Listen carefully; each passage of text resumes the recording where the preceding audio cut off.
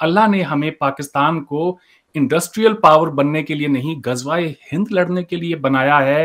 पाकिस्तान को अब एक जंग की ज़रूरत है। एक ऐसे वक़्त में भी बासित साहब, जब पाकिस्तान के मुआशी हालात बहुत ज़्यादा ख़राब हैं, एक ऐसे वक़्त में जब अवाम की चीखें निकली हुई हैं, पूरे मुल्क में एक हैजानी कैफ़ियत है, एक शख्स टेलीविज़न चैनल पे बैठ के कहता है कि हमें जंग की ज़रूरत है। और ज़ाहिद हामिद का ये कहना कि पहले वो टॉयलेट्स बना लें इंडिया के अंदर, मुझे बड़ी पिंच हुई बात। अब अगर ये चांद पर पहुंच भी गए, इन्होंने अपना रोवर उतार भी दिया उसमें जाके, तो क्या कर लेंगे उसके बाद? ये 80 करोड़ भूखे नंगों को जो रेल की पटरी पे बैठकर पूप करते हैं रोज सुबह, उनको बाथरूम मिल जाएगा। टॉयलेट्स की कमी है साहब, हमारे यहाँ पे बहुत बड़ी कमी है। But let me assure you sir, we are very much proud in building toilet. बड़ा गर्व होता है हमें, बड़ी खुशी होती है जब टॉयलेट भी हम बिल्ड करते हैं। उसमें भी कोई शर्माने वाली या कोई हमें जो है इस बात के ऊपर कोई बहुत ज़्यादा ये कहें कि अफसोस करने की ज़रूरत नहीं है कि हमारे मुल्क में टॉयलेट्स पे गुफ्तगू हो रही है। हसन निसार साहब ये कह रहे थे कि जी भारत को मुबारकबाद देता हूँ चंद्रयान 3 की। अब मोदी साहब से गुजारिश है कि वो कोई टॉयलेट भी बना लें, लोगों के पास टॉयलेट नहीं है। तो मैंने सोचा ये इंपॉर्टेंट है कि सब सुन लें ज़रा एक दफ़ा कि इमरान खान साहब जब प्राइम मिनिस्टर थे तो उन्होंने क्या कहा। हम यूरोप जाते हैं, हम इंग्लैंड जाते हैं, वहाँ देखते हैं सफाई, उनकी कोई गंदगी नहीं। स्विट्ज़रलैंड में जाएं, कोई नज़र ही नहीं आती गंदगी। और हम अब पाकिस्तान में जब फिरते हैं तो ये अभी अमीन असलम ने आपके सामने स्टेटिस्टिक्स रखी कि सिर्फ 42% पाकिस्तानियों के पास टॉयलेट फैसिलिटीज हैं और उतने ही पाकिस्तानी हैं जिनके पास सैनिटेशन है। और फिर ये भी दिखाया कि हिंदुस्तान पिछले 4 साल में वो इस चीज के ऊपर काबू पा रहा है, हमारे से आगे निकल के। हमारे हालात थे उनके भी, तो यानी कि ये सब डूएबल है। सरहद के उस पार में खुशामदीद, स्वागत।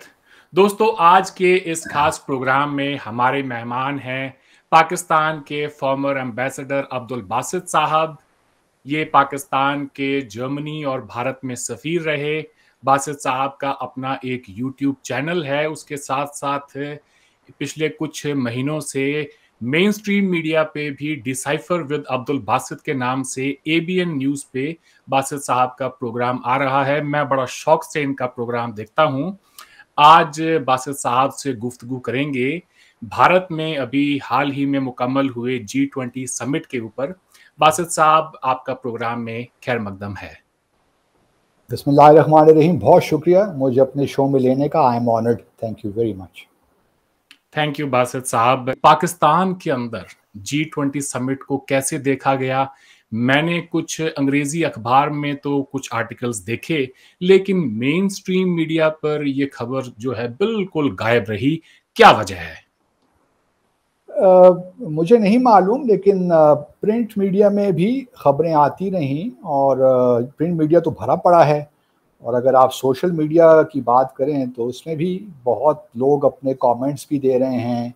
कुछ लोग कह रहे हैं, दो इसके ज़ाविये एंगल हैं देखने के। एक तो वो लोग हैं जो ये कह रहे हैं कि जी देखिए भारत का कितना इंटरनेशनल क्लाउड बढ़ गया है, यहाँ तक कि G20 की समिट भी वो होस्ट कर रहा है और बड़ी ऑनर की बात है भारत के लिए, और भारत अब is in a different league. एक तो ये एंगल है इसके बारे में। और फिर लोग पाकिस्तान का भी कंपैरिजन कर रहे हैं कि पाकिस्तान पॉलिटिकली उस तरह स्टेबलाइज नहीं हो सका, हमारी इकॉनमी अभी तक डिपेंडेंट है IMF वगैरह पे, तो हमें कुछ सीखना चाहिए बाकी ममालिक से भी कि हमारे हमसाया ममालिक किस तरह कर रहे हैं और पाकिस्तान को क्या करना चाहिए।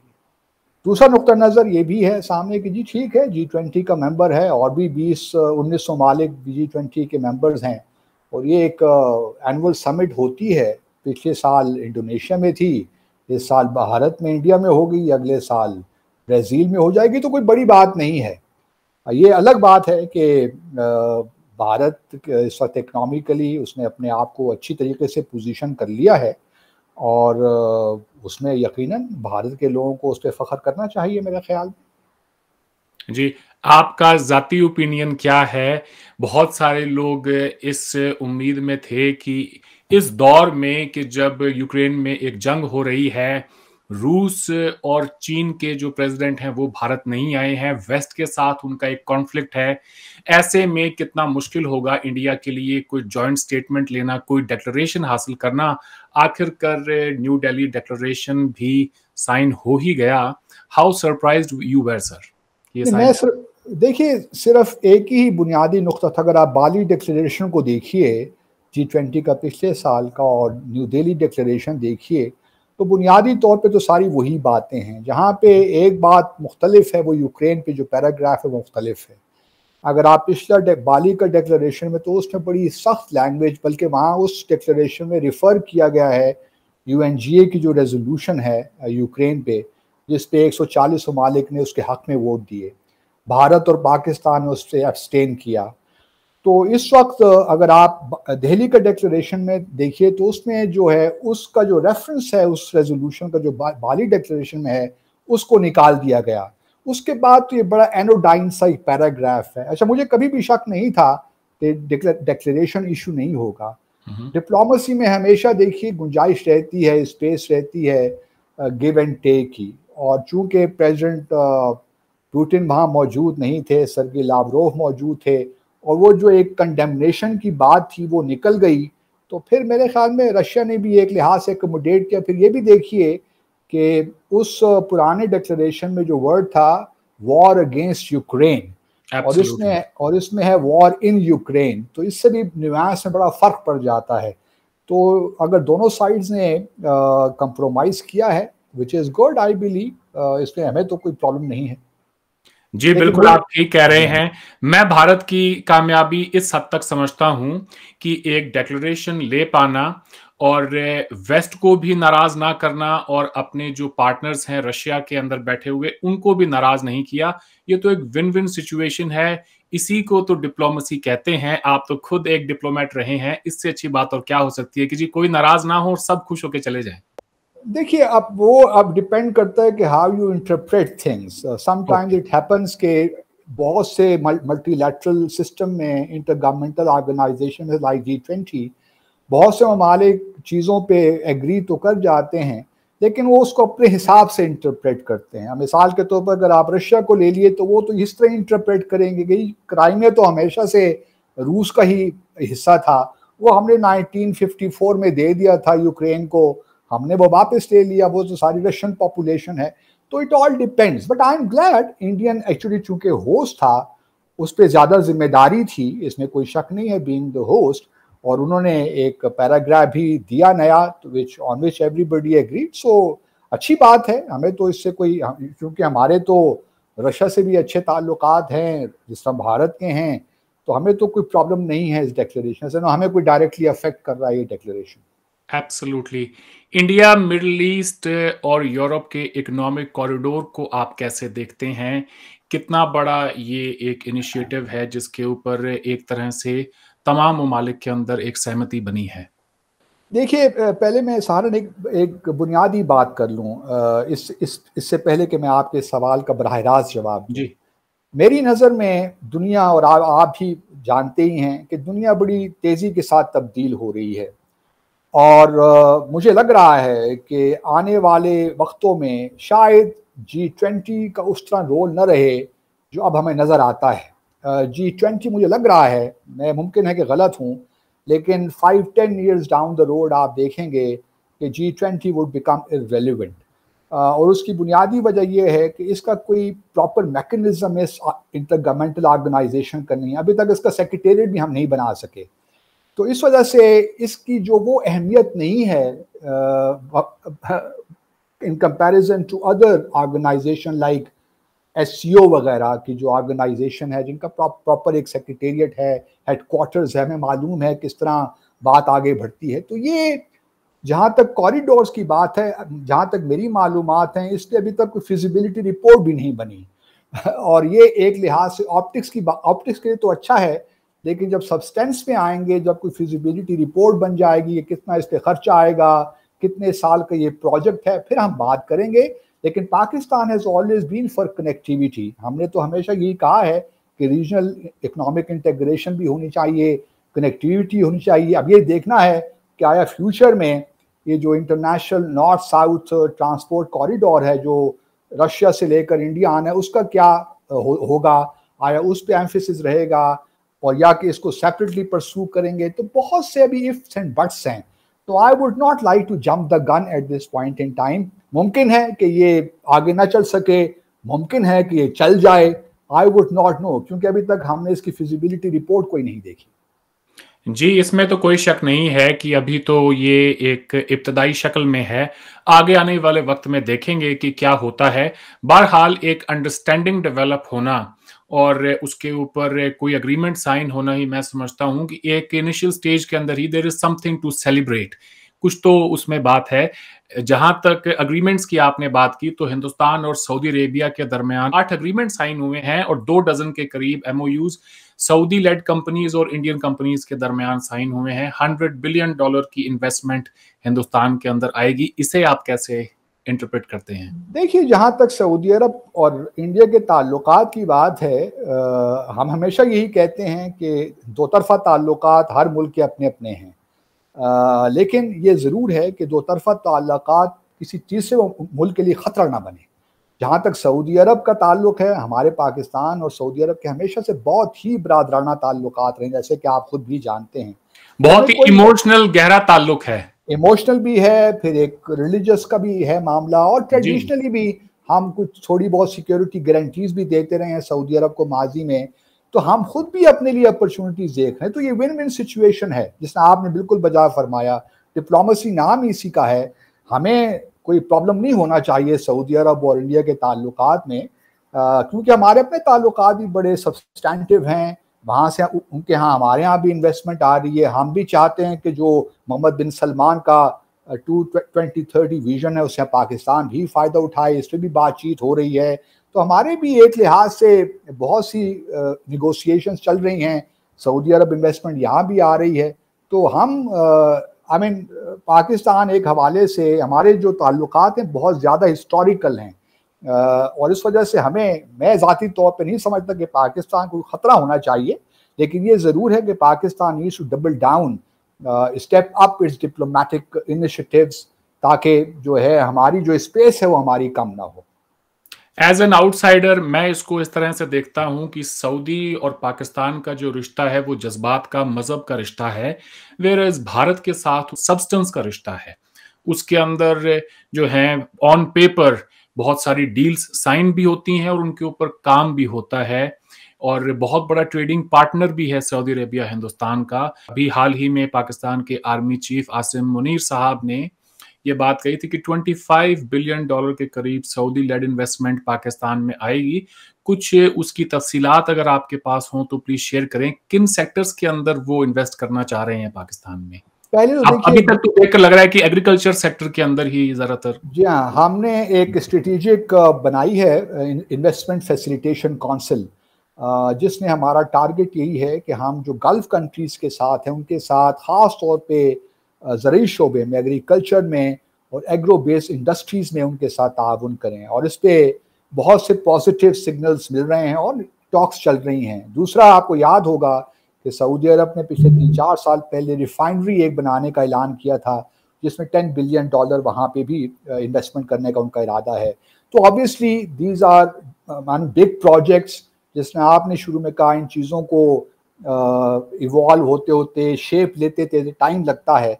तो मेरा ख्याल है कि अब हमने एक मोमेंटम पकड़ लिया है, और अगर ये मोमेंटम को हमने सस्टेन किया तो आई एम पॉजिटिव कि न सिर्फ एग्रीकल्चर सेक्टर में, पेट्रोलियम में, बल्कि फिशरीज में और दूसरे एग्रो बेस्ड इंडस्ट्रीज़ में बहुत पोटेंशियल है पाकिस्तान का और GCC कंट्रीज़ के माबैन कोलैबोरेशन का। तो आई एम वेरी पॉजिटिव कि इंशाल्लाह। और फिर दूसरा, आपके जिस तरह आपके देखिए तकरीबन 2.4 मिलियन इंडियंस सऊदी अरब में काम करते हैं, इसी तरह पाकिस्तान से तकरीबन 2 मिलियन के लोग सऊदी अरब में काम कर रहे हैं। तो हमारी एक बड़ी ह्यूज प्रेजेंस है। तो उसको भी हम एक्सप्लोर करना चाहेंगे कि किस तरह 2030 जो विजन है मोहम्मद बिन सलमान का, उससे किस तरह हमारी वर्क फोर्स वहाँ जाए, स्किल्ड, सेमी स्किल्ड, ताकि हमारी रेमिटेंसेस से हमारा बड़ा इन्हिसार है। हम चाहते हैं कि रेमिटेंसेस भी हमारी बढ़ें और साथ साथ एक्सपोर्ट्स को भी हम बढ़ाना चाहते हैं। तो मेरा ख्याल है मल्टीपल फ्रंट्स पे हम काम कर रहे हैं, तो लेट्स होप कि things would would take some shape in the years to come. जी जी, बिल्कुल होपफुल होना तो बहुत अच्छी बात है, लेकिन होप के साथ साथ वो किसी सॉलिड फाउंडेशन के ऊपर भी होनी चाहिए, अदरवाइज वो स्टूपिडिटी लगती है। आपको क्या ऐसा लगता है कि सर कि कोई बहुत बड़े इंफ्रास्ट्रक्चरल चैलेंजेस होंगे पाकिस्तान के लिए एग्रीकल्चर फील्ड के अंदर? जब इतनी बड़ी इन्वेस्टमेंट आएगी तो बहुत सारी चीजें अभी आपको बनानी है, आपके सामने चैलेंज है पानी को लेके ही। वाटर नहीं, पानी स्कैर्सिटी एक इशू होगा आने वाले पानी समय। हमारे स्केसिटी का है इशू, लेकिन हमारे यहाँ हमने वाटर मैनेजमेंट करनी है, इसमें कतन कोई शक नहीं है। और ये एक बहुत बड़ा एरिया है, क्योंकि हमारे यहाँ पानी को बहुत वेस्ट भी किया जाता है, तो वाटर मैनेजमेंट करना बहुत ज़रूरी है। लेकिन मैं नहीं समझता, हमारे यहाँ चूँकि बारिशें होती हैं, अगर आप बारिशों का देखें तो सारा पानी जो बारिशों का है वो चला जाता है समंदर में। तो हम किस तरह उसको प्रिजर्व करें, ये हमारे लिए एक बहुत बड़ा चैलेंज है। उसके लिए हमें बड़े बड़े रिजर्वायर्स बनाने हैं, डैम्स बनाने हैं। तो पानी की कमी को हम हैंडल कर सकते हैं अगर हमारा सही प्लान हमारे सामने मौजूद हो। अब ये केयर टेकर सेटअप है, उम्मीद है इंतखाबात होंगे और एक नई हुकूमत मैंडेट के साथ आएगी, तो वन होप्स के they would be able to put our house in order, focus on all these things which really matter to Pakistan in the long run. तो मैं तो पुरुमीद हूँ कि इंशाल्लाह जो भी इंफ्रास्ट्रक्चर हमारे यहाँ लूप होल्स हैं, गैप्स हैं, उनको प्लग किया जाएगा। लेकिन आज से पहले पाकिस्तान में अब हमारे मोटरवेज का पूरे पाकिस्तान में जाल बिछ चुका है, तो ये एक बड़ी पॉजिटिव पाकिस्तान में चीज़ हुई। अब ये सी पैक की वजह से हमारा पूरा जो एक मेन लाइन है ट्रेन की, वो भी इंशाल्लाह उस पर भी काम हो रहा है। तो things are gradually improving, we are moving in the right direction. The only question is, मेरे ख्याल में, मेरे हिसाब में, कि पॉलिटिकल एक लिहाज से स्टेबिलिटी पाकिस्तान में आ जाए। इलेक्शंस अगर होते हैं तो उसका सही रिजल्ट निकल आए, अगर नहीं होते तो कोई लॉन्ग टर्म के लिए कोई ऐसा सेटअप मौजूद हो जो कि पॉलिटिकल स्टेबिलिटी लाए। अगर वो एक दफ़ा आ जाएगी तो इंशाल्लाह, और मुझे उम्मीद है कि अब आ जाएगी, तो फिर आप देखेंगे इंशाल्लाह जो इकोनॉमिक फ्रंट पे काफ़ी एक्टिविटीज़ पाके, क्योंकि हम we are straddled, you know, South Asia, West Asia, Central Asia, हमारी ज़रा लोकेशन बड़ी ज़बरदस्त है स्ट्रेटिजिकली। तो ये गॉड गिवन है और इसमें हम उम्मीद करते हैं कि हम इसका पूरा फ़ायदा उठाएंगे इंशाल्लाह। जी, केयर टेकर सेटअप के ऊपर भी बात करेंगे, लेकिन उससे पहले 10 साल होने को है सी पैक की इन्वेस्टमेंट पाकिस्तान आए और उस पर काम होते हुए। क्या वजह है कि अब तक जो गेम चेंजर जितना बड़ा बताया जा रहा था सी पैक को, उसने वैसे अभी तक नताइज नहीं दिए हैं? नताइज आए हैं, ऐसी कतन बात नहीं है। ख़ास तौर पे एनर्जी सेक्टर में तो नताइज आए हैं। इसके देखिए 4 प्लान्स थे सी पैक के। एक तो गवादर पोर्ट की डेवलपमेंट का, उसके बाद फिर जो है एनर्जी सेक्टर में, फिर इंफ्रास्ट्रक्चर डेवलपमेंट में, और फिर स्पेशल इकोनॉमिक जोन्स में। गवादर पोर्ट का जहाँ तक ताल्लुक है वो भी अब किसी न किसी हद तक ऑपरेशनल हमें लगती है कि हो रही है। इसी तरह जो कॉरिडोर्स बनने थे, रोड का इंफ्रास्ट्रक्चर बिल्ड करना था, उसे भी काम हो रहा है। जो सिर्फ काम नहीं हुआ, एनर्जी सेक्टर में बहुत से प्लांट्स लगे हैं नए, जिसकी वजह से हमारा तकरीबन इस वक्त जो कैपेसिटी है पाकिस्तान की वो 40,000 मेगावाट से ज़्यादा है। वो कि हमारी कंजम्पशन जो है, रिक्वायरमेंट, वो तकरीबन आप कह लें 26 से 27 मेगावाट है, 1000 मेगावाट। तो अब जो सिर्फ मेरा ख्याल है जो हमें कम लगता है वो प्रॉब्लम वो है स्पेशल इकोनॉमिक जोन्स में, जहाँ पे अभी सही मानों में काम नहीं हुआ। और उसकी वजूहात आप जानते हैं, 2014 से लेकर काफ़ी पाकिस्तान में एक लिहाज से पॉलिटिकल एक टर्मोइल रहा, धरने होते रहे। उस वक्त 2014 में प्रेसिडेंट शी जिनपिंग भी पाकिस्तान नहीं आ सके बिकॉज ऑफ दोज धरनाज। तो एक लिहाज से मैं समझता हूँ कि पॉलिटिकल एक बेयकीनी की जो सूरत हाल थी उसने कहीं ना कहीं ज़रूर नेगेटिवली उस पर असर किया है सी पैक के। लेकिन जिस तरह मैंने पहले कहा, अगर इंशाल्लाह स्टेबिलिटी आ जाएगी, पॉलिटिकल यकीन जो है, प्रेडिक्टेबिलिटी हमारे सिस्टम के अंदर आ जाएगी, तो फिर ये सारी चीज़ें ऑटोमेटिकली इंशाल्लाह ठीक हो जाएंगी। जी, बहुत ज़रूरी है स्पेशल इकोनॉमिक जोन्स का बनना पाकिस्तान में। सी पैक की कामयाबी के लिए महज इंफ्रास्ट्रक्चर तैयार कर देना, it is not going to be enough. I guess ये बात मैं आपसे करना चाह रहा था, मगर खुद ही आपने इसकी वजाहत कर दी। केयर टेकर सेटअप के रहते मुल्क में ना ही तो पॉलिटिकल स्टेबिलिटी आ सकती है और ना ही इकोनॉमिक स्टेबिलिटी आ सकती है। दुनिया कैसे देखती है जब एक मुल्क के अंदर महीनों तक केयर टेकर गवर्नमेंट का सेटअप हो और इलेक्शंस के ऊपर एज सच कोई डेट ना हो? ये तो आपकी इकोनॉमी को हर्ट करेगा। देखिए, मैं ज़ाती तौर पे, और इस पे मैं बड़ा बार बार कह भी चुका हूँ कि I am not really in favour of this care taker setup जो बिजनेस है। ये आई थिंक ये एबरेशन है, दुनिया में कहीं भी नहीं होती। लेकिन बहरहाल हमारे पॉलिटिशियंस ने उस वक्त की क़यादतों ने ये फैसला किया, क्योंकि इलेक्शंस की हमारे यहाँ तारीख रही है, रिगिंग होती रही, तो उन्होंने कहा कि जी केयर टेकर सेटअप ही इलेक्शंस करवाए। उसके अपने बहुत सी प्रॉब्लम्स उसकी वजह से निकले। मिसाल के तौर पर अब केपी और पंजाब में जब सूबाई असेंबलियों को तहलील किया गया तो फिर क्वेश्चन रेज हुए कि जी अब यहाँ पे 90 दिनों के अंदर इलेक्शन हो जाएं, लेकिन साथ ये सवाल पैदा हुआ कि जी वहाँ तो अगर अब इलेक्शन आप करवा देंगे तो कौमी असेंबली के जब इलेक्शन होंगे तो वहाँ तो केयर टेकर सेटअप नहीं होगा, तो फिर किस तरह वहाँ पे इलेक्शन होंगे। तो इसमें बहुत सी कॉन्ट्रडिक्शंस हैं। मेरे ज़ाती ख्याल में अगली जो भी हुकूमत आती है, पार्लियामेंट बनती है, इस केयर टेकर सेटअप से जान छुड़ाए। इससे बहुत सी कॉम्प्लिकेशंस भी पैदा हुई हैं और आप आगे भी होने का इम्कान है। हमारे लिए ज़रूरी है कि हम इलेक्शन कमीशन को ज़्यादा मजबूत करें, एक कोड ऑफ कंडक्ट बनाएं इलेक्शंस के लिए और उसके मुताबिक सारे काम हों, जिस तरह बाकी दुनिया में होता है। मेरा नहीं ख्याल कि दुनिया में कहीं, बांग्लादेश में किसी ज़माने में था, लेकिन मेरा नहीं ख्याल कि दुनिया में कहीं और जो है इस वक्त ये इस किस्म की अरेंजमेंट मौजूद है। आपके यहाँ अलबत्ता अब मुझे थोड़ा सा, मैं उसको बड़ा इंटरेस्टिंगली देख रहा हूँ, इंडिया को वन नेशन वन इलेक्शन की बात हो रही है, जो कि हमारे यहाँ इस वक्त मौजूद है। तो मैं, हाँ, हमारे यहाँ तो हम उससे जान छुड़ाना चाहते हैं, आप उसमें आना चाहते हैं, तो अब देखते हैं कि बात किस आगे। मोदी साहब की एक बात से मैं इत्तेफाक रखता हूँ, हालांकि उनकी बहुत सारी बातों से मेरा इख्तलाफ भी है। वो ये कि इंडिया जो है मुसलसल एक इलेक्शन मोड में रहता है और हमारे स्टेट की बहुत सारी रिसोर्सेज जो हैं वो इलेक्शन के अंदर ज़ाया होते हैं कि हर साल 5 से 6 सूबाई असेंबली में इलेक्शंस हो रहे हैं और सारी जितनी भी पॉलिटिकल लीडरशिप है एक स्टेट की वो भी अपनी पूरी जान लगा रही है वहां पे। और ये बेहतर है एक ही साथ हो जाए तो 5 साल तक लोगों को कोई स्टेबिलिटी तो मिले कि जी वो इलेक्शंस में एक सेट पीरियड हो कि जी ये 4 से 5 महीने अब आपने इलेक्शंस में जाना है, उसकी तैयारियां करनी है, बाकी 4.5 साल हम फोकस कर सकें कि मुल्क को किस सिमत में लेके जाना है। लेकिन वही इशू, पाकिस्तान वाला इशू आपकी तरफ भी फिर आ सकता है ना एक लिहाज से। अगर लेट्स से कोई स्टेट असेंबली डिसॉल्व हो जाती है, वहां पे नो वोट ऑफ कॉन्फिडेंस हो जाता है, तो फिर किस तरह आप उससे डील करेंगे? क्योंकि देखिए ना, हर असेंबली, इसकी अपनी कॉम्प्लिकेशंस भी हैं, मतलब प्रोज एंड कॉन्स दोनों साइड्स में हैं, आर्गुमेंट काउंटर आर्गुमेंट दोनों साइड्स में हैं, मैं नहीं कह रहा। लेकिन मेरी जाती राय में ये बेहतर है कि हर स्टेट मतलब केयर टेकर सेटअप कम अज कम ना हो, बाकी फिर चीजें शायद आसानी से हैंडल की जा सकती हैं। एब्सोल्युटली, बिल्कुल आप ठीक कह रहे हैं। मैं भी ये समझता हूँ कि एज एन इन्वेस्टर अगर कोई पाकिस्तान में आना चाहे और वो ये देखता है कि गैर यकीनी की सूरत हाल है, कोई मुल्क में स्टेबल गवर्नमेंट भी नहीं है, पैसा लगाऊं या ना लगाऊं, मईशत पे बड़ा उसका बहुत बुरा असर पड़ता है। ऑब्वियसली दुनिया आपके लिए रुकती नहीं है, दुनिया तो चलती रहती है ना। तो जब आपके यहाँ केयर टेकर सेटअप हो तो आपके लिए एक लिहाज से आपके मुल्क में वो निज़ाम उस तरह नहीं चल रहा होता जिस तरह चलना चाहिए। जी, एक बहस मैं देखना चाहूंगा पाकिस्तान के अंदर अगर इस वक्त हो कि जी जो ग्लोबल ट्रेड नेटवर्क्स बन रहे हैं, जियो इकोनॉमिक्स की बात हो रही है, उसमें पाकिस्तान कहाँ खड़ा है? आप कैसे देखते हैं, कहाँ है पाकिस्तान?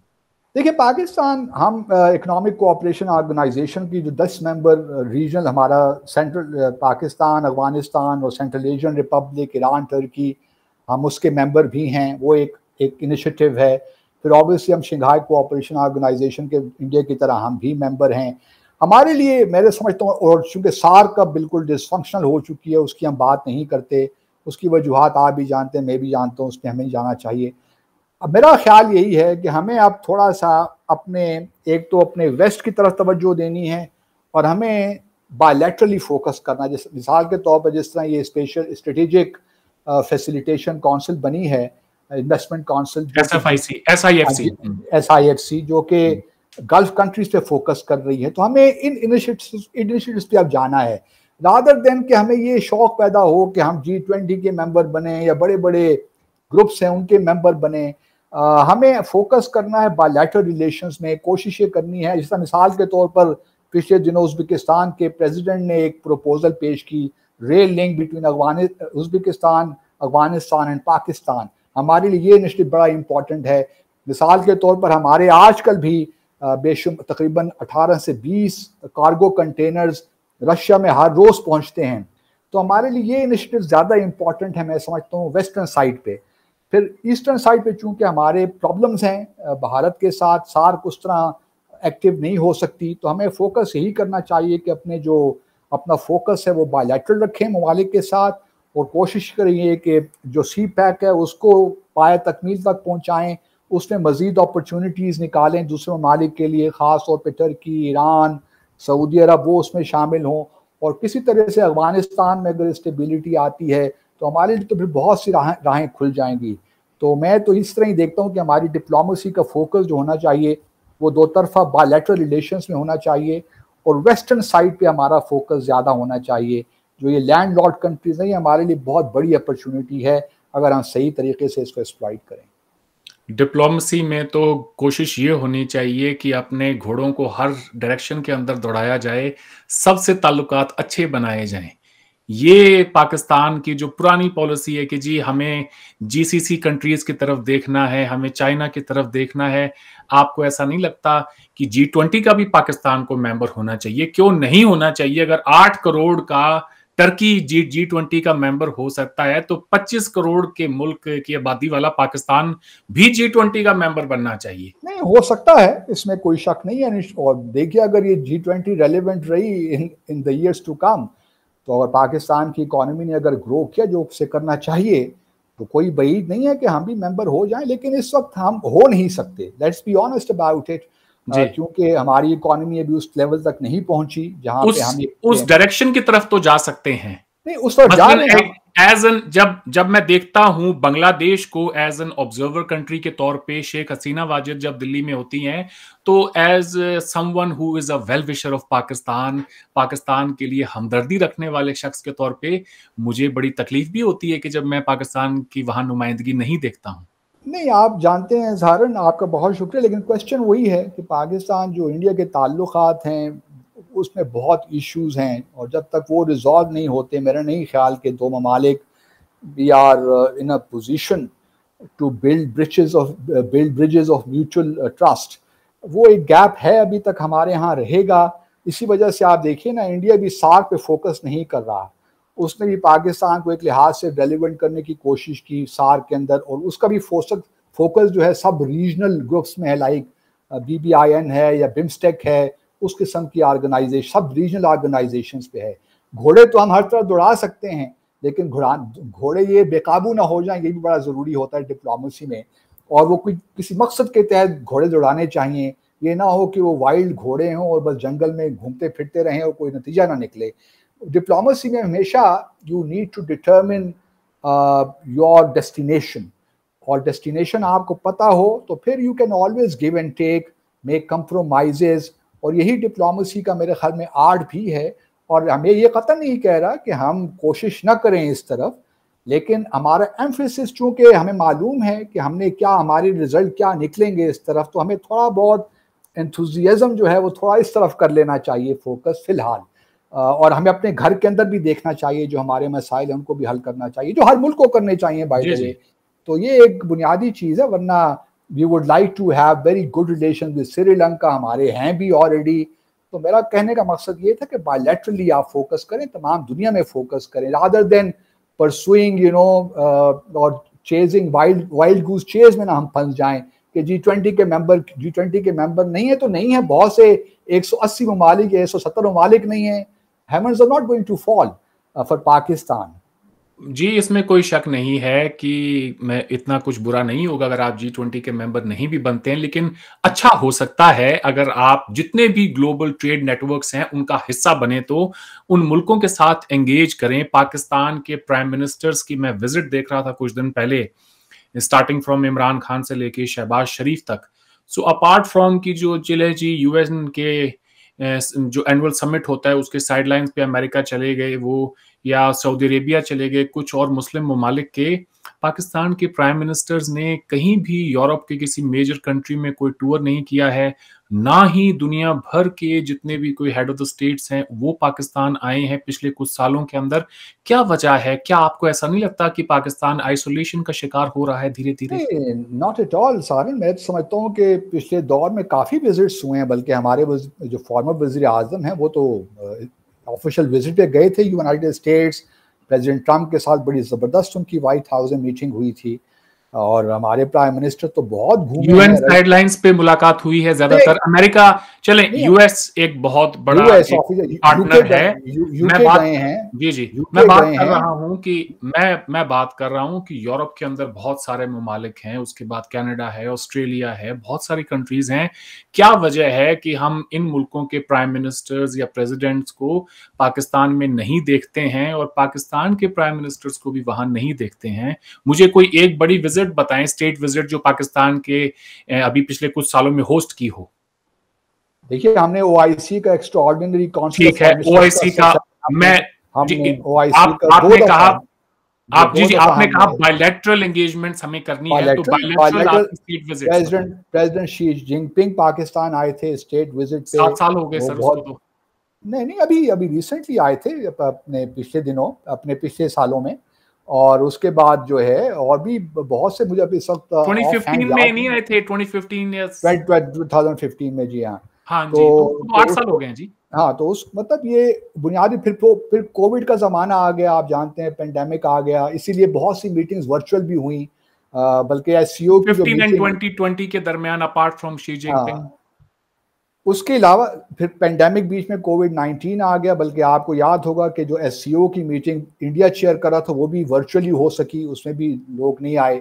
तो ये और फिर दूसरी जो वजह हमारे यहाँ आप जानते ही हैं, जिसमें मैंने पहले भी अर्ज किया कि हमारे यहाँ एक पॉलिटिकल एक टर्मोइल सी सिचुएशन तो रही है, और वो भी एक बुनियादी वजह है। और कोई मुल्क अगर एक पॉलिटिकली टर्मोइल में होता है तो ऑब्वियसली वो इकोनॉमिकली भी हर्ट होता है, इसमें भी कोई शक नहीं है। तो हमें ज़रा लार्जर पर्सपेक्टिव में चीज़ों को देखना है, और मैं वही बार बार यही कह रहा हूँ कि हमें अपने घर में जो हमारे प्रॉब्लम्स हैं उनको हमें सॉल्व करना है। हमारे यहाँ पोटेंशियल बहुत है, अगर हम थोड़ा सा अपनी जो पॉलिटिकल अनप्रिडिक्टेबिलिटी है इसको ठीक कर लें तो बहुत सी चीज़ें ठीक हो जाएंगी। और सिक्योरिटी के मामलात भी दिन ब दिन खराब होते जा रहे हैं। सिक्योरिटी मामलात की बहुत सी डायमेंशंस हैं, कुछ इंटरनल हैं, कुछ एक्सटर्नल हैं, और वो ऑब्वियसली कुछ ममालिक ऐसे हैं जो कि पाकिस्तान को अनस्टेबल रखना चाहते हैं, सी पैक के भी मुखालिफत करते हैं, चीन पाकिस्तान के दरमियान भी प्रॉब्लम्स क्रिएट करना चाहते हैं। तो ये एक बहुत बड़ी, इसकी बहुत सी डायमेंशंस हैं, और लेट्स सेट द बेटर। इसमें कोई शक नहीं है। भारत और जीसीसी कंट्रीज के दरमियान एक फ्री ट्रेड एग्रीमेंट की बात हो रही है कि वो साइन करेंगे बहुत जल्द, और सऊदी अरेबिया इसमें एक इम्पॉर्टेंट रोल अदा करेंगे। जैसे ही सऊदी अरेबिया की तरफ से हरी झंडी मिलती है उसके बाद में ये एग्रीमेंट साइन हो जाएगा। आपको क्या लगता है, क्या इस तरह का कोई एग्रीमेंट, नाउ दैट कि आप रिलाई कर रहे हैं जीसीसी कंट्रीज के साथ में कि वहां से सारी आपको इन्वेस्टमेंट्स आनी है, उससे पहले कुछ एग्रीमेंट्स इस तरह के साइन हो जाते तो बड़ी आप पाकिस्तान को हेल्प होती? कोई नहीं, हमारे यहाँ भी ये टॉक्स हो रही हैं पाकिस्तान और जीसीसी कंट्रीज के फ्री ट्रेड एग्रीमेंट के हवाले से, और मैं उम्मीद करता हूँ कि इस पर कुछ आगे कदम बढ़ाएंगे। और लेकिन जैसा मैंने पहले कहा, हमारे ख़ास ताल्लुक़ है सऊदी अरब के साथ और बाकी ममालिक के साथ। अगर हम बायलैटरली भी फोकस करेंगे तो मुझे उम्मीद है कि हम बड़े अच्छे रिजल्ट्स निकाल लेंगे। हमें वेट नहीं करना चाहिए ये FTA वगैरह का, हमें अपने बायलैटरल रिलेशंस में इन्वेस्ट करना चाहिए। मैं ये कतई नहीं कह रहा कि उस पर फोकस ना करें, उस पर भी फोकस करें, लेकिन उसका वेट ना करें। आपके लिए अभी भी बायलैटरली बहुत सी अपॉर्चुनिटीज़ हैं जो कि निकल सकती हैं, और मुझे उम्मीद है कि हमारी हुकूमत इस पर गौर कर रही है और आने वाले सालों में मस्बत नताइज निकलेंगे। कितने कंसर्न्ड हैं आप पाकिस्तान के मौजूदा इकोनॉमिक क्राइसिस को लेके?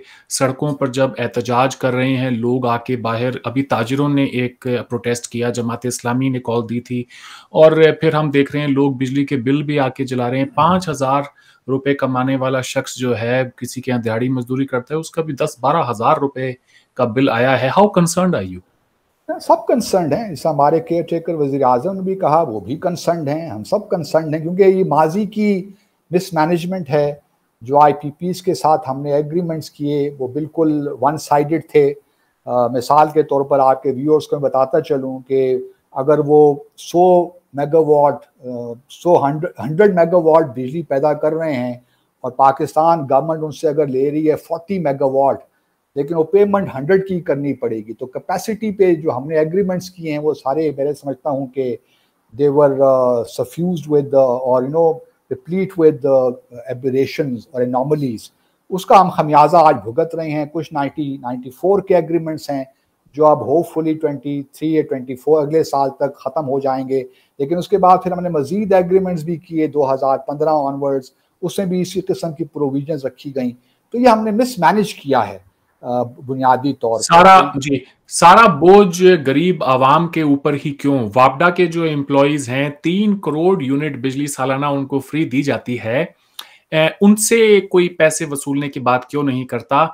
हर वो शख्स जो कि केपेबल है, जिसके पास में सलाहियत है कि वो अपने टैक्सेस को भी अदा करे, बिजली के बिल भी अदा चाहें तो कर सकते हैं, गवर्नमेंट उनके लिए कुछ बात क्यों नहीं कर रही? करना चाहिए। मैं अभी इन्होंने सिलसिला तो शुरू किया है, क्रैक डाउन भी शुरू किया है, क्योंकि इसके 2-3 एस्पेक्ट्स हैं। एक तो ये फ्री बिजली वाला मामला है, दूसरा फिर लाइन लॉसेस वाला इशू भी है, क्योंकि हमारा इंफ्रास्ट्रक्चर बहुत पुराना है, उसको भी ठीक करने की ज़रूरत है।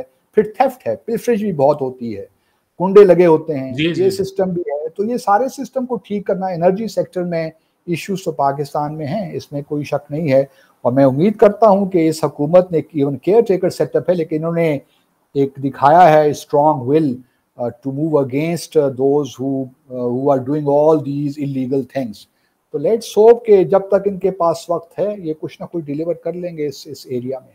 वेल, केयर टेकर गवर्नमेंट का जो सबसे बड़ा काम वो इलेक्शंस करवाने का है, वो उस पर बात नहीं करते, बाकी हर मौजू पर बात करते हैं। इलेक्शन करवाना इलेक्शन कमीशन का काम है, इस गवर्नमेंट का। फिर भी इनका ये एक सिर्फ ये कहें कि इन द मिडल ये एक थोड़ा सा अपना टाइम जो है पूरा करने के लिए आए हैं।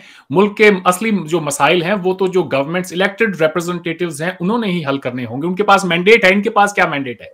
नहीं, इनके पास देखिए, इनके पास इलेक्शन डेट देने का मैंडेट नहीं है। अब हमारे यहाँ एक लीगल बहस चल रही है कि आया ये प्रेसिडेंट का सवाबदीद है, उनका प्रेरोगेटिव है, इलेक्शन कमीशन का है, क्योंकि असेंबलियों को डिसॉल्व किया गया था। अगर डिसॉल्व ना करते तो फिर 60 दिन के अंदर अंदर इलेक्शंस होने थे। उस सूरत में इलेक्शन कमीशन का प्रेरोगेटिव बनता है। अकॉर्डिंग टू आवर कॉन्स्टिट्यूशन अगर असेंबली वक्त से पहले डिसॉल्व की जाती है तो फिर वो 90 डेज के अंदर इलेक्शन होना जरूरी होता है, और उसकी तारीख फिर प्रेसिडेंट देते हैं। अभी ये बहस चल रही है, लेट्स सी क्या होता है, क्योंकि और हुकूमत का केयर टेकर सेटअप का सिर्फ काम ये है कि जो भी इलेक्शन कमीशन उनसे डिमांड करे कि हमें इतनी जी आप सिक्योरिटी फोर्सेस दीजिए, यहाँ पे इतने हमें इलेक्शन प्रिजाइडिंग ऑफिसर्स दीजिए, वो उनको मुहैया करे, फैसिलिटेट करे, लेकिन इलेक्शन करवाना वो इलेक्शन कमीशन का काम है। जी, बहुत बहुत शुक्रिया। अब कुछ सवाल आपसे पूछना चाहता हूं जो कि थोड़े से G20 समिट से हटके हैं। मैंने आपका इंटरव्यू देखा जावेद जब्बार साहब के साथ, जिसमें जावेद जब्बार साहब ने फरमाया कि जी इस्लाम तो मज़हब ही सेक्युलर है। तो मैं ये सोच के थोड़ा सा हैरान था कि इसके ऊपर अगर मैं उनसे कहूं कि थोड़ी वजाहत करें कि कैसे कोई रिलीजन कोई कैसे सेक्युलर हो सकता है। सेक्युलरिज्म की जो डेफिनेशन है वो तो बड़ी क्लियर है, it is the separation of religion and state. तो आज अगर कोई इंडिया को कहे जी कि इंडिया हिंदू राष्ट्र अगर हम उसको बनाना उसको चाहते हैं, कुछ लोग बातें करते हैं, तो उन पर एतराज ही यही होता है कि जी इंडिया तो एक सेक्युलर मुल्क है, हिंदू राष्ट्र कैसे बना सकते हैं।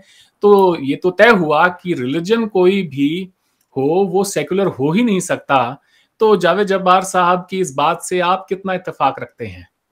अब जावेद जब्बार साहब ने जो मेरे शो में कहा उसका जवाब तो खुद ही दे सकते हैं कि उन्होंने तो नहीं दिया, आपने पूछा भी नहीं, तो मैंने सोचा मैं आपसे पूछ लूं, अगली दफा हो सकता है आप उनसे पूछ लें। मेरा ख्याल है कि वो जिस पैराए में बात कर रहे थे कि इस्लाम इस हवाले से या इस हवाले से सेकुलर है कि यहाँ पे जो माइनॉरिटीज़ हैं उनको भी एक लिहाज से फुल प्रोटेक्शन है, और कोई माइनॉरिटीज़ ये नहीं हो सकता कि, और हम खंदा पेशानी के साथ माइनॉरिटीज़ को कबूल करते हैं इन इट्स स्पिरिट। आया वो एक्चुअली होता है कि नहीं होता, that is a separate thing, वो फिर अलग एक मामला है। लेकिन इस्लाम की जो स्पिरिट है वो सेकुलर है इन द सेंस के वो तमाम माइनॉरिटीज़ को साथ लेकर चलता है। माइनॉरिटीज़ के भी अपने हकूक़ हैं, उन पे अगर मिसाल के तौर पर उनके पूजा करने के हकूक़ हैं, उनकी इबादतगाहों को आप नहीं छेड़ सकते, ये सब चीज़ें जो हैं एक सेकुलर उस कॉन्टेक्स्ट में शायद वो कह रहे थे। लेकिन ये भी सहारन एक बड़ी अजीब सी बात है कि secularism itself has become a religion. और अगर आप देखिए दुनिया भर में, ख़ास तौर पे वेस्ट में, तो सेकुलर पे इतने वो एक लिहाज से एक हार्डन पोजीशन हो गई है सेकुलरिज्म के कि वो किसी रिलीजन को आप बर्दाश्त ही नहीं कर सकते। तो secularism in its own right has become a religion in my view. नहीं, ऐसा तो नहीं है। मसलन मैं आपको बता देता हूँ। देखिए जी, दुनिया जो है वो माइनॉरिटी राइट्स और ये सब, ये फिजूल की बातें हैं। आज की दुनिया में इक्वल राइट्स की बात होती है, ना कि माइनॉरिटी राइट्स की। मैं न्यूजीलैंड में रहता हूँ, एक हिंदू घर में पैदा हुआ, भारत से आया हूँ। मुझे कभी किसी ने ये नहीं कहा कि Arvind belongs to the minority group. Equal rights की बात होती है। आज देखें, ब्रिटेन के अंदर भी एक हिंदू प्राइम मिनिस्टर है, मेयर रहा है लंदन का मुसलमान। मैंने वहां भी कोई माइनॉरिटी राइट्स की बात नहीं सुनी। ये तो कि जी, आप जब हुकूक देने वाले हो जाते हैं तो फिर तो आप बड़े हो जाते हैं और सामने वाला छोटा हो जाता है। नहीं देखिए, आप भी सेकुलर स्टेट है ना, आप भी सेकुलर स्टेट हैं। आपका कॉन्स्टिट्यूशन सेकुलर है जो आप क्लेम करते हैं, लेकिन आपके यहाँ भी माइनॉरिटीज तो कहलाती है ना, मुस्लिम अक़लियत है, दलित है। मैं इंडिया पाकिस्तान के कॉन्टेक्स्ट में हम इस्तेमाल करते हैं, माइनॉरिटी कमीशन है, सब कुछ है। मैं मानता हूं इस बात को, मगर मैं जो कह रहा हूं वो ये कि हम माइनॉरिटी को स्पेशल प्रोटेक्शन और उनको राइट्स देना और ये वो, कि आप जब राइट देने वाले हो जाते हैं तो उसका मतलब आप बड़े हो जाते हैं और वो छोटे हो जाते हैं। नहीं, ये बात नहीं है। देखिए, एक तो कॉन्स्टिट्यूशन होता है, कॉन्स्टिट्यूशन में कुछ प्रोविजंस होती हैं जो कि सिक्योरिटी देती हैं, तमाम शहरियों को बराबर के हकूक देती है। बाकी कुछ एरियाज, सेगमेंट्स ऐसे होते हैं मुआशरे के जो बैकवर्ड होते हैं, जिससे आपके यहाँ भी है, उनके लिए आप अफर्मेटिव एक्शन क्रिएट करते हैं ताकि उनको भी एक सतह पे लेकर आए, तो उनको प्रोटेक्शन देना जरूरी होता है। मिसाल के तौर पर साउथ एशिया में एक पेरिनियल प्रॉब्लम है माइनॉरिटीज के हवाले से, आपके यहाँ भी है, हमारे यहाँ भी है, बांग्लादेश में भी है। एक लिहाज से बहुत से वाकयात ऐसे हो जाते हैं बदकिस्मती के साथ जहाँ पे माइनॉरिटीज को वो प्रोटेक्शन नहीं मिल पाती, क्योंकि हमारे यहाँ तो चलें फिर भी थोड़ा बहुत एक लिहाज से माइनॉरिटी बहुत कम है। 97-98% हमारे यहाँ मुसलमान लोग रहते हैं। हमारे यहाँ उस तरह इश्यूज फिर भी नहीं हैं, अगर गवर्नमेंट लेवल पे कम से कम नहीं है, पर्सनल लेवल पे हो सकते हैं। लेकिन आपके यहाँ तो ज़्यादा सीरियस इशू है मेरे ख्याल में, क्योंकि आपके यहाँ 200 मिलियन के करीब आके मुसलमान रहते हैं, फिर दलित्स हैं, क्रिश्चियंस भी हैं। तो जो मणिपुर मिसाल के तौर पर कुकी ट्राइब्स के साथ हो रहा है, तो ये सारी वो चीज़ें हैं जो कि उनको एक लिहाज से सेकुलर गवर्नमेंट भी अगर हो तो प्रोटेक्शन देना बड़ा ज़रूरी हो जाता है। जी, कम्युनल राइट्स जो हैं वो तो बर्मिंघम के अंदर भी हुए हैं। दुनिया का कोई ऐसा मुल्क नहीं है शायद जहां पे कहीं ना कहीं कोई ना कोई तसादम ना हो। मेरा सिर्फ कहना यह है कि रिलीजन जो अपने आप में एक अलग चीज है, वो कभी सेकुलर हो नहीं सकता। आप डॉक्टर इसरार अहमद साहब के मद्दाह रहे हैं, मैंने उनको भी बड़ा इस पे सुना है। वो तो कहते हैं कि एक तो है ये खुदा से बगावत, कि आप खुदा से ये कहें कि जी आप हमारी मस्जिद से दूर रहें और हम कभी कभार आके और आपको सजदा कर देंगे, ऐसा नहीं हो सकता है। और शायद यही वजह है कि आपके दूसरे मेहमान सैयद जायद हामिद साहब ने आपके प्रोग्राम में जब बात आपने शुरू की बादशाह खान के हवाले से, तो let me quote him what he said. उन्होंने कहा जी कि बादशाह खान तो सेकुलरिज्म की बात करते हैं, वो तो कम्युनिस्ट हैं, लादीन हैं। तो मुझे लगा कि फिर ये है वो इंटरप्रिटेशन जो कि पाकिस्तान में एक पॉपुलर इंटरप्रिटेशन है। तो फिर मुझे लगा कि जायद हामिद साहब सेकुलरिज्म को लादीनियत कह रहे हैं, जावेद जब्बार साहब कह रहे हैं कि जी इस्लाम सेकुलर है। आप चूंकि होस्ट थे दोनों प्रोग्राम्स के, तो मैं हैरान था कि मैं जाऊं तो किस तरफ जाऊं। नहीं, आप मेरी तरफ रहिए। देखिए, पाकिस्तान का जो कॉन्स्टिट्यूशन है वो बड़ा क्लियरली कहता है कि we are the Islamic Republic of Pakistan. Absolutely. और हमारे यहाँ जो भी कवानीन बनेंगे, जो भी मामलात होंगे, वो कुरान और सुन्नत के हवाले से होंगे। तो we are proud to be an Islamic state. हमें इसमें कोई अपॉलोजेटिक होने की ज़रूरत नहीं है। जब्बार साहब ने जब ये बात की तो मेरे ख्याल में उनके जहन में ये होगा कि हमारे यहाँ चूँकि एक आज़ादी है हर किस्म की, हर कोई अपनी अपने रिलीजन को फ्रीली कर सकता है उसको, तो इस वजह से शायद उन्होंने उस कॉन्टेक्स्ट में कहा होगा। लेकिन कोई भी मेरे ख्याल में पाकिस्तान में बहुत से लोग हैं जो चाहते हैं कि पाकिस्तान को सेकुलर स्टेट बनाया जाए, रिलीजन को बीच में से निकाल दिया जाए, लेकिन मेरे ख्याल में अक्सरियत पाकिस्तानियों की इससे इत्तेफाक नहीं करती। हम चाहते हैं कि हम अपने आप को, जो हमारे इस्लामी जो खतूत हैं, अपनी रियासत को उस तरह बनाएं जो खुलफाए राशिदीन के ज़माने में एक पूरा निज़ाम था।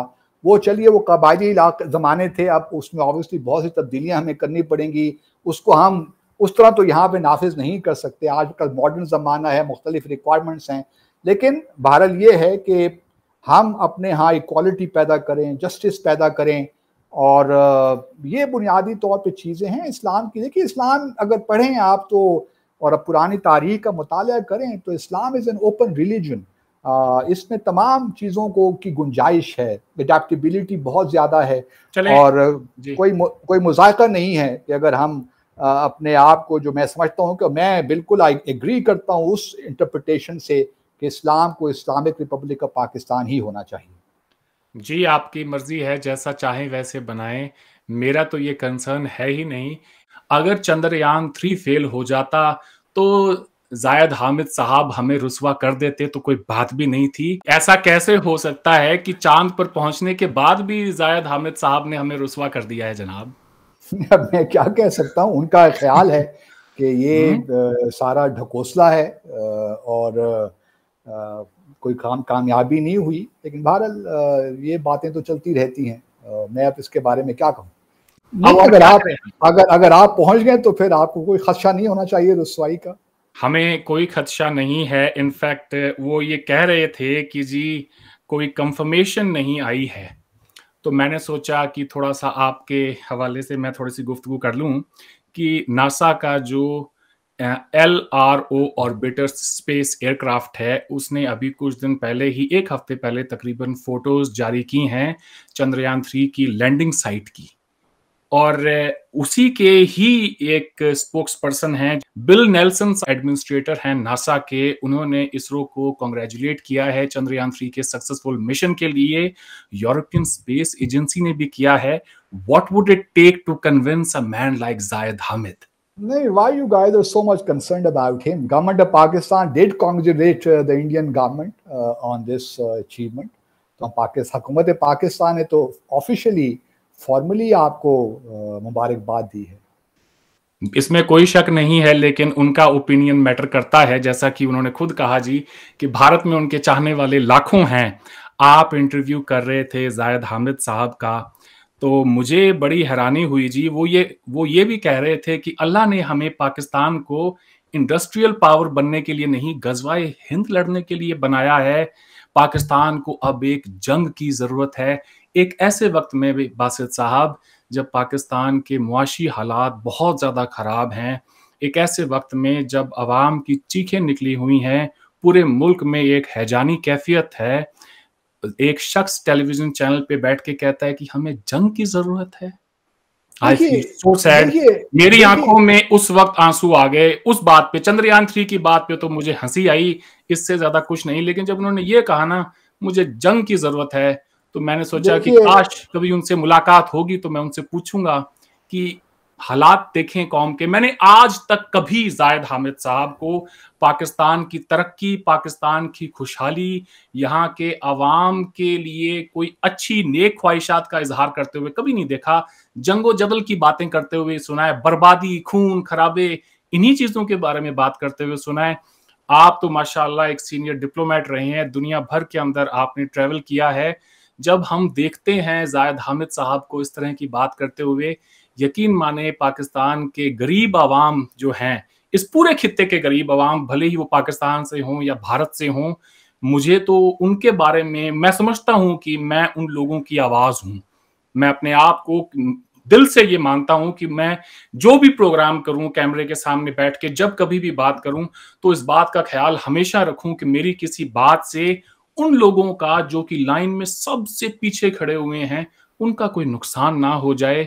और एक इंसान टेलीविजन चैनल पर बैठ के पाकिस्तान को जंग की तरफ धकेलने की बात करता है, देखिए उनका अपने एक नुक्ता नज़र है। मेरा मशवरा तो आपको ये हुआ कि आप उनको अपने प्रोग्राम में लेकर उन्हीं से पूछ लीजिए जो भी आपके इतराज़ात हैं, जो ये भी मीटिंग तो आप आप ही करवा सकते हैं जी।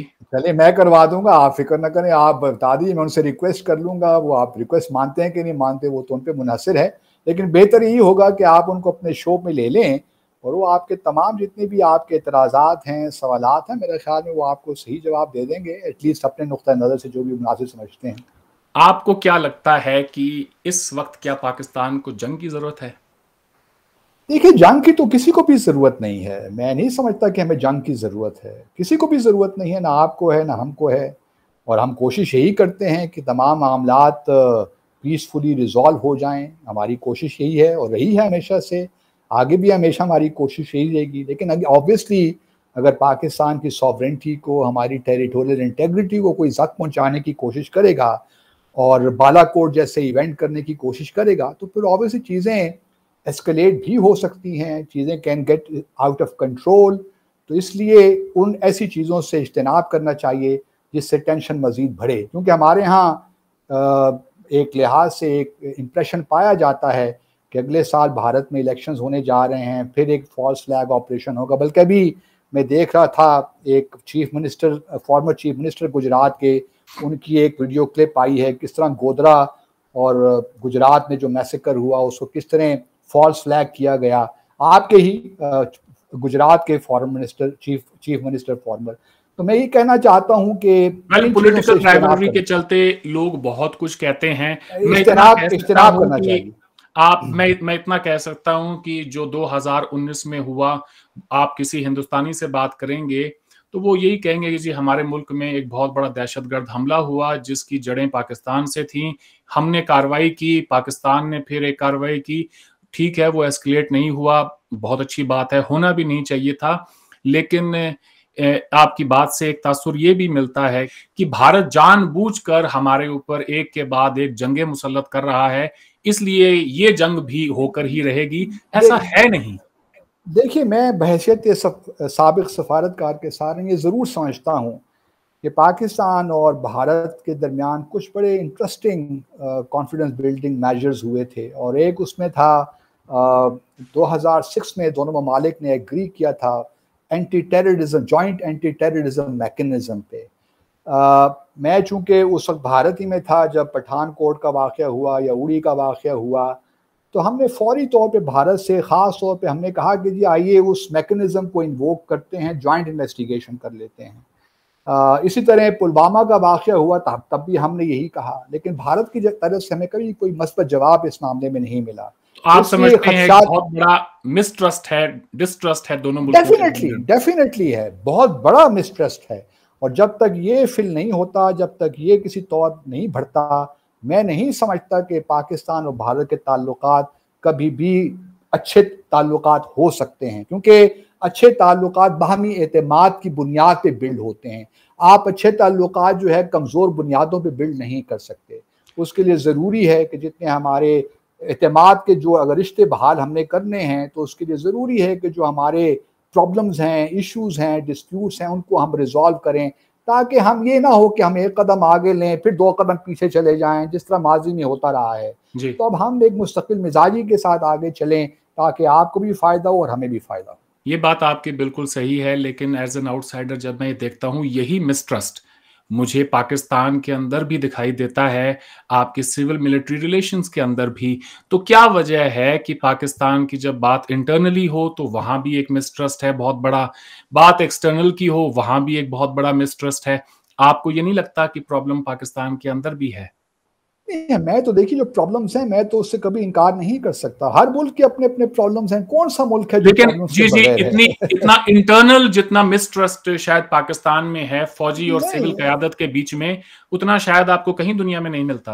नहीं, हमने वो सिस्टम्स इवॉल्व नहीं किए, ऐसी कोई बात नहीं है। अगर देखिए ना, हम भी अगर अथॉरिटेरियन रिजीम बन जाएं, मिसाल के तौर पर इस वक्त अफ्रीका में हो रहा है, निजेर में जो हुआ, सूडान में जो कुछ हो रहा है, माली में जो हो रहा है, बुर्किना फासो में जो हो रहा है, बहुत सी मिसालें आपको मिल जाएंगी। लेकिन पाकिस्तान एक लिहाज से आप कह सकते हैं कि डेमोक्रेटिकली हम अभी स्ट्रगल कर रहे हैं। हमारे यहाँ वो डेमोक्रेटिक इंस्टीट्यूशन उस तरह डेवलप नहीं हुए जो होने चाहिए थे, उसकी क्या बहुत सी वजह है, वजूहात क्यों हैं। नहीं हो पाए? बहुत सी वजूहात हैं। हमारे यहाँ पॉलिटिकल पार्टीज भी खुद सीरियस नहीं रही। सिविलियन इंस्टीट्यूशंस को जब स्ट्रेंथन करने का वक्त आया वो नहीं उन्होंने किया। जिन चीज़ों पे फोकस करना चाहिए था वो नहीं किया। करप्शन भी रैम्पेंट रही बुनियादी तौर कुछ लोग पे। ये कहेंगे बहुत कि सी, उनको पनपने ही नहीं दिया गया। ये भी एक व्यू पॉइंट है, लेकिन मैं जाती तौर पे समझता हूँ कि अगर आप देखें ना 2008 से ऑनवर्ड्स 2000 आज तक 2023 तक देख लिए, पॉलिटिकल पार्टीज हुकूमतों में थी ना। लेकिन इनको किसी चाहिए भी था प्राइम कि मिनिस्टर ने अपना टर्म पूरा नहीं किया। वो जैसा भी है, तो जो भी है, उन्हें आप अपना टर्म पूरा करने दें and let them go into the नहीं, elections, let the people decide. देखिए देखिए अगर ये पॉलिटिशियंस का तो एक खास आप कह लीजिए कि उनका एक तुर्रा इम्तियाज है कि जब वो हुकूमत में होते हैं तो कहते हैं कि जी we are in power, everything is hunky डोरी।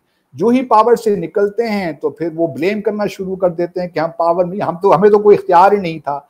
अगर बाबा आपको इख्तियार नहीं था तो आप उसी वक्त रिजाइन करके घर चले जाएं, फिर आप हुकूमत में क्यों बैठते हैं? पर्क्स एंड प्रिविलेज सारे आप एंजॉय करते हैं, और जब आप हुकूमत में नहीं होते तो आप कहते हैं कि इख्तियार तो किसी और के पास था। यही वो बुनियादी चीज़ें जो हमें ठीक करनी है। हमारे यहाँ पॉलिटिकल पार्टीज के अंदर भी एक लिहाज से मौरूसियत की सियासत आ गई है, जिस तरह आपके यहाँ भी कांग्रेस में एक हवाले से है। मेरी अगर आज़ादी राय पूछें तो मैं चाहूँगा कि इंट्रा पार्टी सही मानों में इलेक्शंस हों, फैमिली पॉलिटिक्स ख़त्म हो, हमारी पॉलिटिकल पार्टीज इंस्टीट्यूशंस बने rather than individual based parties बने। जब तक ये सारी डेमोक्रेसी का हिस्सा है। डेमोक्रेसी में सिर्फ इलेक्शंस होना इनफ नहीं है। डेमोक्रेसी एक पूरा कॉन्सेप्ट है। जब तक वो तमाम चीज़ें इन प्लेस नहीं होती उस वक्त तक डेमोक्रेसी का आगे चलना ठीक महाल हो जाता है मेरे ख्याल में। तो जी, ये एक बाकी जो लॉन्ग टर्म स्टेट इंस्टीट्यूशंस हैं उनके दरमियान भी एक मिसट्रस्ट देखते हैं। फिर चाहे आपकी जुडिशरी हो, आपके यहाँ पे फौज हो, उसके बाद में सिविल का तो जो आपकी गवर्नमेंट्स है उनके तो है ही। ऐसा लग रहा है कि हर एक इदारा जो है अपने आप में ही आइसोलेशन में काम कर रहा है, वो सारे मिलकर काम नहीं कर रहे। यही इश्यूज हैं। मैं आपको बिल्कुल आपसे इत्तेफाक करता हूँ। हमारे यहाँ पॉलिटिकल इश्यूज तो हैं, और क्या मैं ये भी सोचता हूँ कि क्या इंतखाबात के बाद हमारे मुल्क में पॉलिटिकल स्टेबिलिटी आ सकेगी? मैं तो वरीड हूँ इस बारे में। अगर इंतखाबात होते हैं क्या उसके नतीजे में कोई पार्टी पूरा मैंडेट लेकर आती है, या फिर हंग पार्लियामेंट होती है, फिर कोalition गवर्नमेंट बनती है? तो बहुत से इश्यूज हैं जो एज ए पाकिस्तानी में हमारे जहनों में आते हैं। लेकिन उम्मीद ही की जा सकती है कि एक प्रोसेस अब चल रहा है तो ये चलता रहे, तो इसमें से कुछ खैर की इंशाल्लाह नताइज निकलेंगे। इसमें कोई शक नहीं है। डेमोक्रेसी का जो कोई अगर मुतबादल है तो वो मोर डेमोक्रेसी है। ये एक सेल्फ करेक्टिव मेजर है जो अपने आप को खुद ब खुद वक्त के साथ में दुरुस्त करता रहता है। कौम को इस वक्त लीडरशिप की जरूरत है, हर कोई साथ में लेके चले। It would be extremely sad to see Pakistan disintegrating the way it is right now economically. मैं बात कर रहा हूं कि लोग सड़कों पे आ जाएं। पाकिस्तान इज नॉट गोइंग, नहीं ये सब ठीक हो जाएगा इंशाल्लाह। इकोनॉमिक डिसइंटीग्रेशन जो हो रहा है इस वक्त, मैं तो ये चाहता हूं कि मालिके कायनात पाकिस्तान को भाग लगाए। शायद हिंदुस्तान से ये बात और कोई नहीं कहेगा जितनी मैं तो बार बार कहता हूं, बबांगे दोहल ये बात कहता हूं साहब। तो आप एक मैसेज जो जाए पाकिस्तान के अंदर, टीवी पे बैठ के कोई भी मैसेज दे तो उसको सुन के ये कहे कि हाँ भाई मुझे एक उम्मीद नजर आती है। जब कोई ये कहता है ना कि जी पाकिस्तान को तो बस एक जंग की जरूरत है, यकीन माने दिल टूट जाता है उस वक्त। और उस इंसान के लिए बहुत तकलीफ होती है जब जो कि जिसके लिए आज 2 वक्त की रोटी खाना बड़ा मुश्किल हो गया है। और जाहिद हामिद साहब का ये कहना कि पहले वो टॉयलेट्स बना लें इंडिया के अंदर, मुझे बड़ी पिंच हुई बात। अब अगर ये चांद पर पहुंच भी गए, इन्होंने अपना रोवर उतार भी दिया उसमें जाके, तो क्या कर लेंगे उसके बाद? ये 80 करोड़ भूखे नंगों को जो रेल की पटरी पे बैठकर पूप करते हैं रोज सुबह, उनको बाथरूम मिल जाएगा। टॉयलेट्स की कमी है साहब, हमारे यहाँ पे बहुत बड़ी कमी है। But let me assure you sir, we are very much proud in building toilet. बड़ा गर्व होता है हमें, बड़ी खुशी होती है जब टॉयलेट भी हम बिल्ड करते हैं। उसमें भी कोई शर्माने वाली या कोई हमें जो है इस बात के ऊपर कोई बहुत ज्यादा ये कहें कि अफसोस करने की जरूरत नहीं है कि हमारे मुल्क में टॉयलेट्स पे गुफ्तगू हो रही है। मैं नहीं जानता कि आपने ये एक क्लिप है इमरान खान साहब के दौरे हुकूमत का, जाहिद हामिद साहब को या फिर किसी को भी, अकेले जाहिद हामिद साहब नहीं, हसन निसार साहब भी ये कह रहे थे कि जी भारत को मुबारकबाद देता हूं चंद्रयान 3 की। अब मोदी साहब से गुजारिश है कि वो कोई टॉयलेट भी बना लें, लोगों के पास टॉयलेट नहीं है। तो मैंने सोचा ये इंपॉर्टेंट है कि सब सुन लें जरा एक दफा कि इमरान खान साहब जब प्राइम मिनिस्टर थे तो उन्होंने क्या कहा। हम यूरोप जाते हैं, हम इंग्लैंड जाते हैं, वहाँ देखते हैं सफाई, उनकी कोई गंदगी नहीं। स्विट्जरलैंड में जाएं, कोई नज़र ही नहीं आती गंदगी। और हम अब पाकिस्तान में जब फिरते हैं तो ये अभी अमीन असलम ने आपके सामने स्टेटिस्टिक्स रखी कि सिर्फ 42% पाकिस्तानियों के पास टॉयलेट फैसिलिटीज हैं और उतने ही पाकिस्तानी हैं जिनके पास सैनिटेशन है। और फिर ये भी दिखाया कि हिंदुस्तान पिछले 4 साल में वो इस चीज के ऊपर काबू पा रहा है, हमारे से आगे निकल के, हमारे हालात थे उनके भी। तो यानी कि ये सब डूएबल है। शायद हसन निसार साहब हों या जाहिद हामिद साहब, उन्होंने ये क्लिप देखी नहीं है। बहरहाल जो भी हो बासित साहब, मेरी तो गुड विशेस हैं पाकिस्तान के अवाम के लिए। मैं पीस का ख्वाहिशमंद हूं। मैं तो ये चाहता हूं कि फिर से कह देता हूं कि जी पाकिस्तान को मालिक कायनात भाग लगाए, पाकिस्तान तरक्की करे, वहां के लोगों के घरों में खुशियां आए, पाकिस्तान के सबके साथ अच्छे ताल्लुकात हों, अपने तमाम हमसाय ममालिक के साथ हमारे भी बीच में ट्रेड हो, हमारे भी बीच में लोगों का आना जाना हो। मैं तो इसी एक नेक ख्वाहिश के साथ आज के प्रोग्राम को यहीं पर ख़त्म करता हूं। इंशाअल्लाह आपसे जल्द मुलाकात होगी, कुछ नए टॉपिक्स के ऊपर फिर से गुफ्तगू करेंगे। Thank you so much. Thank you very much. अल्लाह हाफिज़। Thank you.